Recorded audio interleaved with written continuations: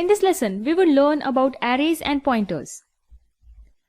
In this lesson, we would start with the pointer associated with an array, and we will look at the example to print an array using pointer.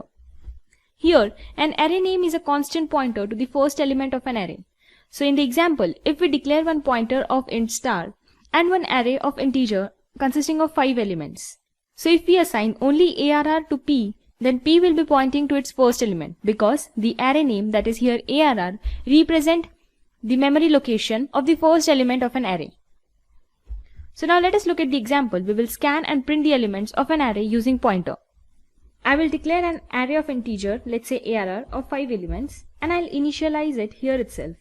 Let's say 1, 2, 3, 4 and 5.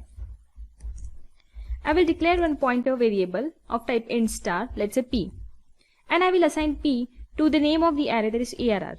Here ARR is nothing but containing the address of the first element of an array. So P would be assigned to the address of the first element. That means P would be pointing to the first element of an array. Now using for loop, I will initialize a counter variable I equal to 0, and the condition would be I is less than 5 as we are having 5 elements. So the counter will iterate from 0 to 4, that means 5 times, and I++.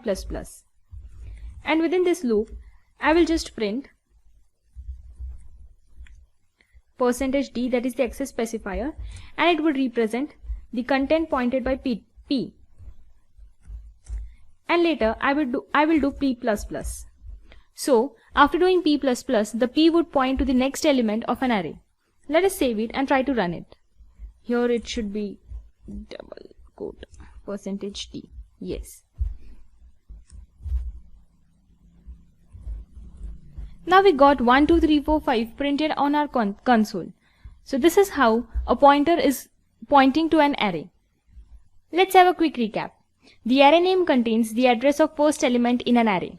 So we assign the array name directly to the pointer variable. So it will point to the first element of an array. Now that's it for C programming. As of now, we have covered all the topics related to C programming. You are now well equipped with all the concepts and you will be able to solve the problem. Just you will have to think for a logic and code accordingly with proper syntax.